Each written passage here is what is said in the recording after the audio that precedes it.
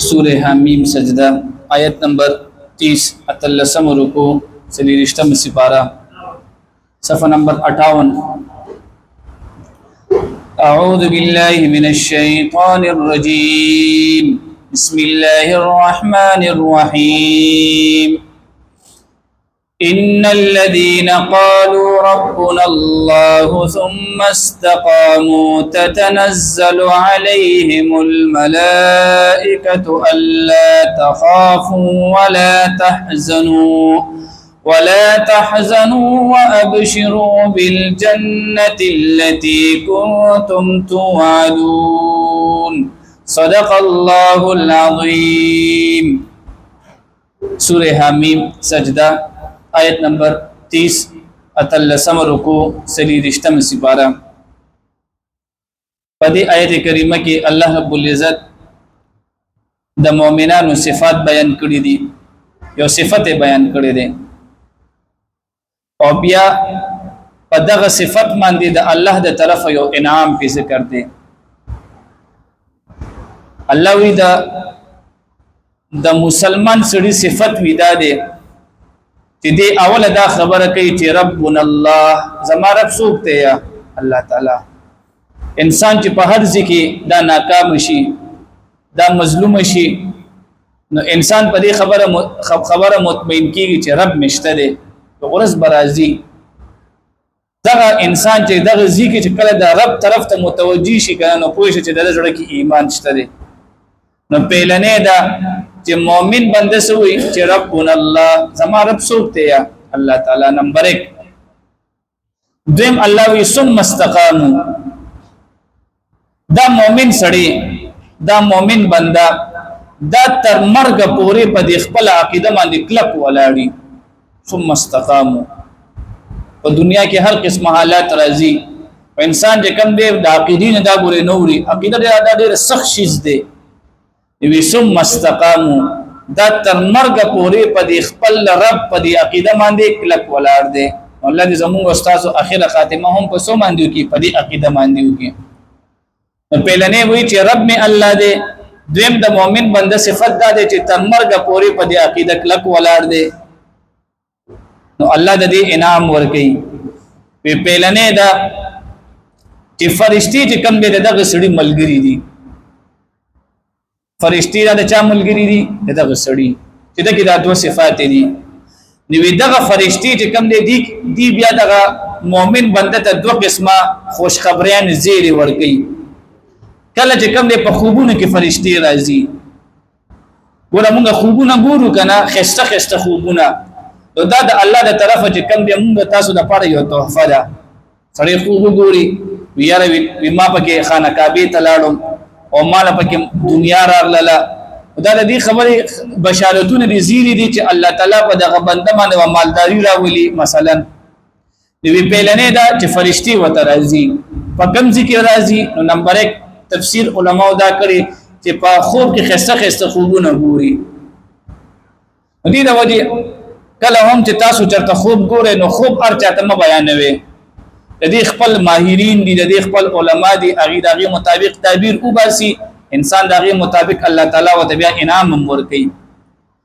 او یا علما وی چې تتنزل عليهم الملائکه، د زنکدن په وخت کې و د فرشتي راشي. کم یو بندلا وی رب می الله دې او په دې عقیده دې کلک ولار دې، نو فرشتي وتا زنکدن په وخت کې راشي.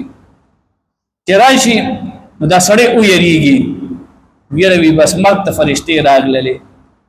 نو اولنې ولا چې کوم نه دا فرشتي دوه خبره کوي، الله تخافوا ولا تحزنوا. وګوره یاد ساته، یره مکوا مې یریګا، مرګ ډیر آسان دی. او ولا تحزنوا، او غم مکوا. تانه چې کوم دې کور پاتې کیږي، دنیا پاتې کیږي، خزه پاتې کیږي، بچی پاتې کیږي، نعمتونه پاتې کیږي، نو دا دونه غټه خبره نه ده. و ابشروا بالجنه، تا دا خو چې کوم دې د مرګ نه پس کوم دې جنت ته. دا څونه خپل طریقه ده. دا الله تعالی دې مؤمن ته کوم دې زیری ورکړي چې یا خدا چې په خوب کې بدا خسته خسته خوبونه ګوري د ایمان د برکته. او یا دویم انعام ده چې په خوب کې خو چې کم دی نه ګوري با او چې کله دغه بنده مړ کیږي نو دا ځنکدن په وخت کې چې کم دی باقاعده دا مړې فرشتي داسې وګوري.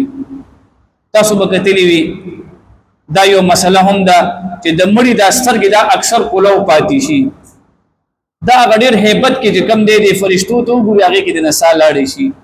علماء په دې کې بیا مسله دا لیکلې ده چې دله به د سترګې لږ سات ته پورې داسې ونیسي دا بیا په خپل بندي شي. دا ځکه چې خلق وترازی چې هغه ته نبی یریږي نه اکثر د مړي سترګې کولو پاتې شي خلق ته یریږي.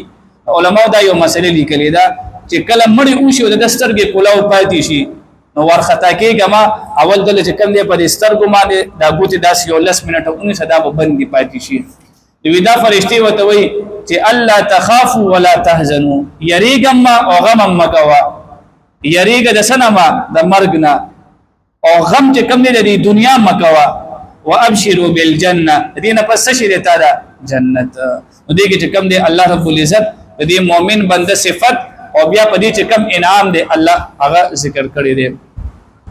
ان الذين قالوا بشکها خلقت ویله ربنا الله چې رب زمونږ الله دې ثم استقاموا او بیا قائم پاتې شول په دې خبره باندې تتنزل عليهم الملائکه نازلیږي په دوی باندې فرشتي الله تخافوا چې تاسو مې یریږئ ولا تحزنوا او غم کوي وابشروا بالجنه او خوشاله شي په جنت باندې التي هغه جنت كنتم توعدون تاسو سره وعده کولې شوي. نحن اولیاؤکم فی الحیات الدنیا وفي الاخره ودا فرشتي چې کوم دې د مؤمن بنده ته وي چې په دنیا کې هم موږ تاسو ملګری یو او په آخرت کې به هم موږ تاسو سي یو ملګری. نو په دنیا کې چې کوم دې زموږ فرشتي ملګری څنګه دي موږ تخکاری نه فرشتي چا تخکاری نه خو چې کله هم یو سړی دا مستر روان شي نو ته پوه شې چې دا چې کوم دې ماته د فرشتي چې کوم دې یو الهام پزړه کې واچولو او کله هم چې یو بنده دا د غلطو کار نه منی شي نو پوه شي چې دا چې کوم دې فرشتي ماته پزړه کې واچوله. پورا باقاعده په دې قران کې الله سوی دا فرشتي چې کوم دې دا د چا ملګری دي دا د مؤمنانو. نو په دنیا کې ملګرتیا دا ده چې تا تخیخ خبره مخه ته کوي او په دنیا کې د فرشتو ملګرتیا دا ده چې بنده چې کوم دې د غلطو قانونو نه منی کوي. وفي الاخره او په آخرت کې به هم دا فرشتي د چا ملګری وي دا به د مؤمنانو ملګری وي. وی په آخرت کې به دا سی وي الله ته به دا فرشتي شفاعت کوي چې الله دا مؤمن دې د چې کوم دې مونږ ژوندې کړو او دغه شانتي زکات ژوندې کړو اعمال استاد ژوندې کړو الله دې جنت ته ولېګا. نو په دنیا کې هم ملګرتیا به کوم دې د چا سره وي د فرشتو سره او په آخرت کې هم الله دې زموږ استاد هم سره ملګرتیا نصیب کړي. نحن اولیاؤکم هم یومونگا ستاسو دوستان فی الحیات الدنیا پجون پا دنیا کے وفی الاخرہ او پا آخرت کے هم ولکم فیها او وی بتاسو دا پارا پدی جنت کی ما تشتهی انفسکم حقا سچ غوارے ستاسو نفسنا ولکم فیها او تاسو دا پارا بوی پدی جنت کی ما حقا ستدعون چی تاسو غوارے نزولا ملمستیا بوی. مومن بنده چی کل مرشی او دا جنت تلاد شی نو نزولن دا حق زیت ویل کیږي چې دا د ملمه د پاره جوړ شي وي. تاسو به کتلی وي زمونږ په کورونه کې د ملمه یو خپل ځای وي پاره کې مونږه ماشومان نه پریږدو عام خوراک سکاک پکې نه کو ویره ودا ځای د چا دی ودا د ملمه دی.